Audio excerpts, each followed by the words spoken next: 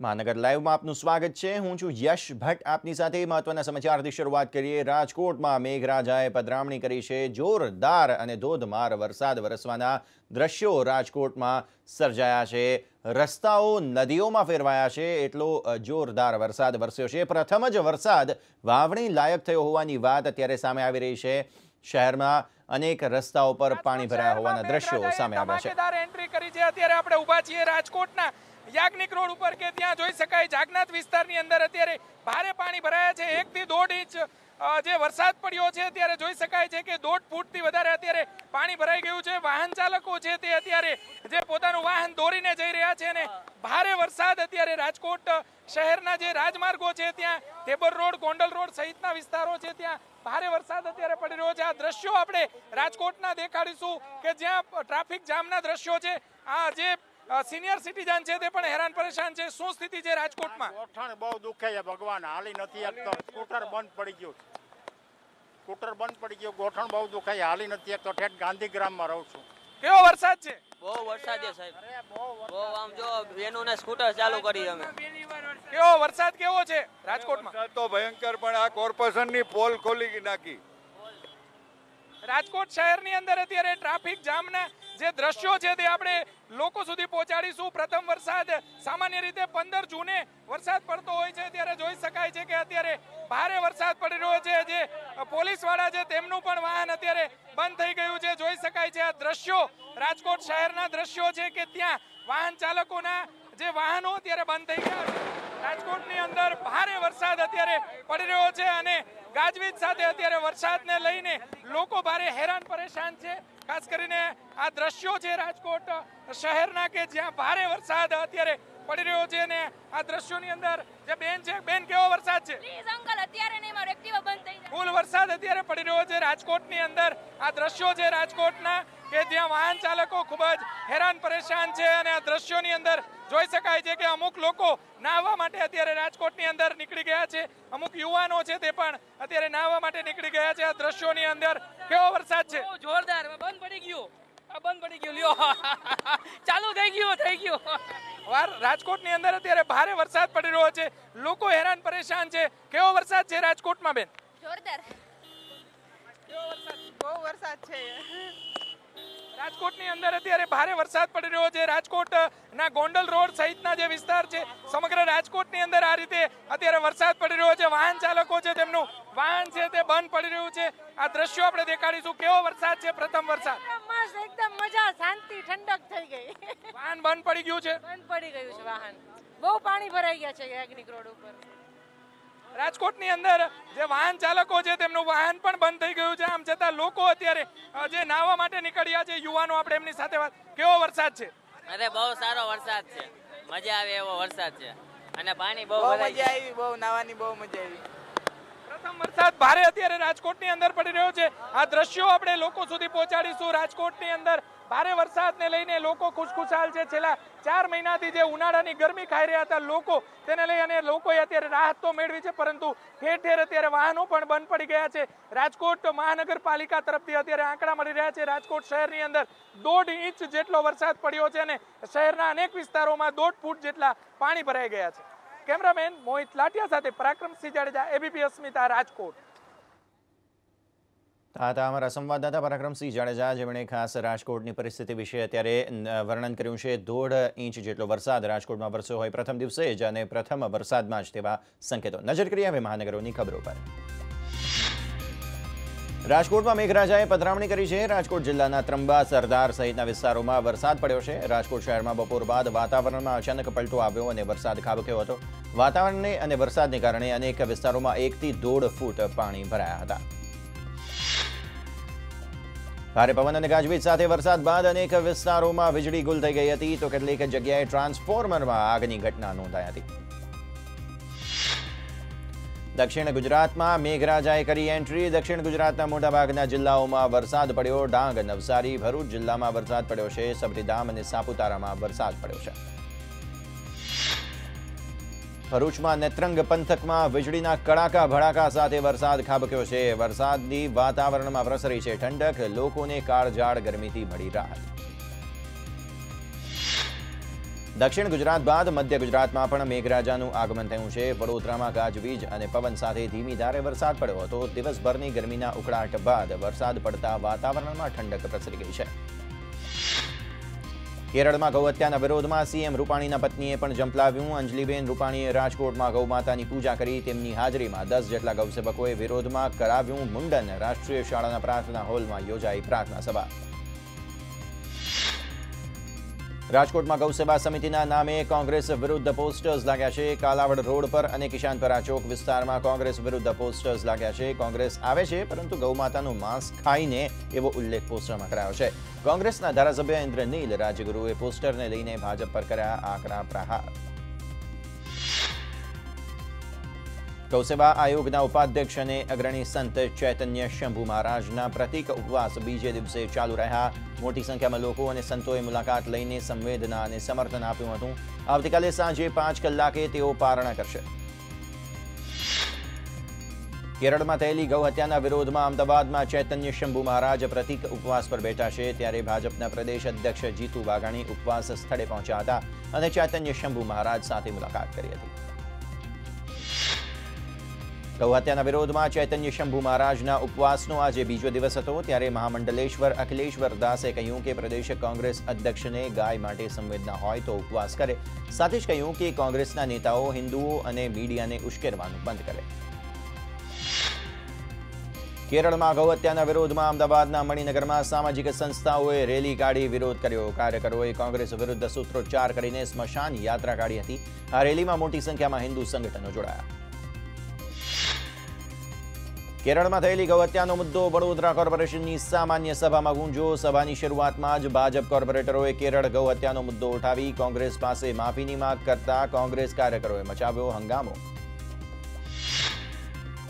વિપક્ષના નેતા ચંદ્રકાંતે કહ્યું કે તેઓ કેરળમાં બનેલી ઘટનાને કોંગ્રેસ ઉપાધ્યક્ષ રાહુલ ગાંધી વખોડી ચૂક્યા છે. કોંગ્રેસે આરોપીઓ સામે કડક કાર્યવાહીની માંગણી કરી. વડોદરા કોંગ્રેસ સમિતિએ ગાંધીનગર ગૃહ ખાતે ધરણા યોજી ગાયને રાષ્ટ્રીય પશુ જાહેર કરવાની માંગ કરી. મહત્વનું છે કે કેરળમાં ગૌવંશની હત્યા બાદ ગાયનો મુદ્દો સમગ્ર દેશભરની સાથે રાજ્યમાં ગરમાયો છે.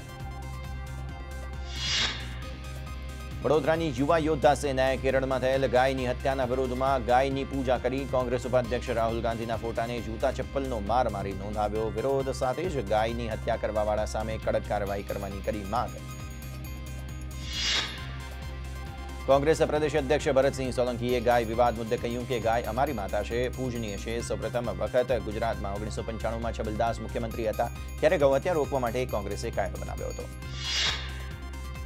આ સાથે જ ભરતસિંહ સોલંકીએ કહ્યું કે કેરળની ઘટનાને મામલે કડકમાં કડક સજા થવી જોઈએ. કિરણ રિજિજુ જે રીતે નિવેદન આપી રહ્યા છે તેના પર પગલાં લેવા જોઈએ. સાથે જ તેમણે માંગ કરી કે ગાયને રાષ્ટ્રીય પ્રાણી જાહેર કરવામાં આવે. શંકરસિંહ અને ભરતસિંહ વચ્ચે ખટરાગની ચર્ચાઓ છે. તેવામાં ભરતસિંહે સ્પષ્ટતા કરી કે તેમને બાપુ સાથે કોઈ ખટરાગ નથી. બાપુ સાથે મળીને કોંગ્રેસની સરકાર બને તે માટે સાથે મળીને કામ કરશે. બાપુને ભરતસિંહે ગણાવ્યા સિનિયર, અનુભવી અને મુત્સદી. વિધાનસભાની ચૂંટણી પહેલા પ્રદેશ કોંગ્રેસે ફરી પાટીદાર અનામતનો મુદ્દો ઉઠાવ્યો છે. પ્રદેશ કોંગ્રેસ પ્રમુખ ભરતસિંહ સોલંકીએ નિવેદન આપ્યું કે કોંગ્રેસની સરકાર બનશે તો પાટીદારોને 20% અનામત આપવામાં આવશે. આ માટે વિધાનસભા લોકસભામાં બિલ પણ રજૂ કરવામાં આવશે.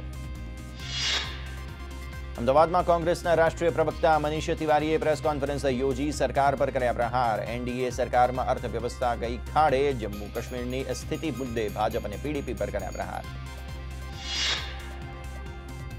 વડોદરાના વરણા ગામમાં પાટીદાર સમાજે તેજસ્વી તારલાઓના સન્માનમાં યોજેલ કાર્યક્રમમાં હાર્દિક પટેલે ભાંગરો વાટ્યો. હાર્દિકે વિદ્યાર્થીઓને કહ્યું કે માઉન્ટ એવરેસ્ટ સૌપ્રથમ સર કરનાર હિલેરી ક્લિન્ટન હતા. મહત્વનું છે કે માઉન્ટ એવરેસ્ટ સર કરનાર સૌપ્રથમ હિલેરી ક્લિન્ટન નહીં પણ ન્યૂઝીલેન્ડના એડમંડ હિલેરી અને નેપાળના તેન્ઝિંગ નોર્ગે હતા. 1953માં સૌપ્રથમ માઉન્ટ એવરેસ્ટ સર કરીને ઇતિહાસ રચાયો હતો. હાર્દિક પટેલના ભોપાળાનો વિડીયો હાલ સોશિયલ મીડિયામાં વાયરલ થયો છે. વડોદરામાં તેજસ્વી તારલાઓના સન્માન કાર્યક્રમમાં હાર્દિક પટેલે આપેલા ભાષણ અંગે હાર્દિક પટેલે સ્પષ્ટતા કરી. હાર્દિકે સ્પષ્ટતા કરી કે તેનાથી ભૂલ થઈ ગઈ છે. આ ભૂલ માટે તેને કારણ પણ આપ્યું હતું. હાઈકોર્ટના આદેશાનુસાર પાસ નેતા હાર્દિક પટેલે 19માં ગુરુવારે સુરત ક્રાઇમ બ્રાન્ચ ઓફિસ ખાતે પુરાવી હાજરી. ક્રાઇમ બ્રાન્ચમાં હાજરી આપવા આવેલા હાર્દિકે અમિત શાહના આદિવાસીઓના ઘરે જમવા મુદ્દે કહ્યું આ એક પોલિટિકલ સ્ટન્ટ છે. ભાજપના કદાવર નેતા અને સાંસદ વિઠ્ઠલ રાદડિયાની ઇફકોની વાઇસ ચેરમેન પદે નિમણૂક કરાશે. આવતીકાલે કોલકાતામાં ઇફકો બોર્ડની બેઠકમાં આ અંગે સત્તાવાર જાહેરાત કરાશે. ઇફકો 36,000થી વધુ સહકારી સંસ્થાઓનું સંગઠન છે. ઇફકો ખેડૂતોને ખાતર પહોંચાડવાનું કામ કરે છે. ભાજપની પાટીદાર મતો અંકે કરવા કવાયત. વિઠ્ઠલ રાદડિયા પાટીદારો પર વર્ચસ્વ ધરાવે છે. વિઠ્ઠલ રાદડિયા પાટીદાર નેતા ઉપરાંત સહકારી આગેવાન હોવાથી ભાજપને બેવડો ફાયદો મળી શકે છે. આગામી ચૂંટણીમાં પાટીદાર મતોનું ભાજપ માટે મોટું મહત્વ છે. સુરતના ચોપાટી વિસ્તારમાં ફૂલછોડ નર્સરી ગોડાઉનમાં આગ લાગતા અફરાતફરી મચી. નર્સરીમાં પ્લાસ્ટિકના કુંડામાં લાગેલી આગે જોતામાં વિકરાળ સ્વરૂપ ધારણ કર્યું હતું. આગને કાબૂમાં લેવા માટે ફાયર બ્રિગેડની 3 ટીમ જોતરાઈ હતી. સુરતના મજુરા ગેટ વિસ્તારમાં નવી સિવિલ હોસ્પિટલ તરફથી કાર પસાર થઈ રહી હતી ત્યારે ચાલુ કારમાં અચાનક આગ લાગતા મચી અફરાતફરી. સમય સૂચકતા વાપરી અને કારમાં સવાર લોકો બહાર નીકળતા જાનહાની ટળી. ફાયર બ્રિગેડે આગ પર મેળવ્યો કાબુ. ખેડૂતોની 15 માંગણીઓને લઈને જૂનાગઢમાં કિસાન સંઘે યોજી બાઇક રેલી, જેમાં કલેક્ટરને આવેદનપત્ર પાઠવવામાં આવ્યું. વીજળી, ખેત પેદાશોના પૂરતા ભાવ, અકસ્માત વીમો, 10 લાખ સહિતની 15 માંગણીઓ. ખેડૂતોની માંગણી ન સંતોષાય તો ઉગ્ર આંદોલનની ચીમકી. નવસારી ફોરેસ્ટ્રીના વિદ્યાર્થીઓનો વિરોધ ગાંધીનગર પહોંચ્યો. નવસારી ફોરેસ્ટ્રીના 70થી વધુ વિદ્યાર્થીઓએ પોતાના હકની માંગ કરતા ગાંધીનગરમાં કર્યો વિરોધ. પોલીસે તમામ વિદ્યાર્થીઓની અટકાયત કરી. જૂનાગઢના માણાવદરમાં ટેલિફોન એક્સચેન્જની ઓફિસ બહાર વેપારીઓએ કર્યો અનોખો વિરોધ. ટેલિફોન એક્સચેન્જની તાનાશાહી સામે વેપારી મહામંડળના આગેવાનોએ ટેલિફોન ઇન્સ્ટ્રુમેન્ટ લઈને કચેરીએ ધસી આવ્યા અને સૂત્રોચ્ચાર કર્યા. પિતા આસારામની તબિયત સારી ન હોવાથી પુત્ર નારાયણ સાંઈએ માગેલા 10 દિવસના જામીન કોર્ટે ફગાવ્યા. કોર્ટે સુનાવણી માટે આગળની તારીખ આપી છે. નારાયણ સાંઈ સુરતમાં અને આસારામ જોધપુર જેલમાં બંધ છે. અમદાવાદના ઘોડાસરમાંથી ક્રાઇમ બ્રાન્ચે 7 કિલો ગાંજા સાથે 2 આરોપીની ધરપકડ કરી છે. છત્રાલના શિવા નામના વ્યક્તિ પાસેથી બંને ખરીદ્યો હતો ગાંજો. છૂટક વેચાણ કરી કમાણી કરવાનો બંને મિત્રોનો હતો ઈરાદો. અમરેલી જિલ્લામાં ફરી ઝડપાઈ નકલી ચલણી નોટ. 1,18,000ની નકલી ચલણી નોટ સાથે પાલીતાણાના બડેલી ગામના એક શખ્સની ધરપકડ કરાઈ. અમરેલી લોકલ ક્રાઇમ બ્રાન્ચની ટીમે પાડેલા દરોડામાં ઝડપાઈ નકલી નોટ. સુરતના કોનસાડી ગામમાં પૈસાની લેતી દેતીને મામલે 2 દિવસ પહેલા ચપ્પુથી હુમલો થયો હતો. હુમલો કરનાર શખ્સને ઈજાગ્રસ્ત યુવાનના પરિવારજનોએ લાકડાના સપાટાથી માર માર્યો હોવાનો વિડીયો થયો વાયરલ.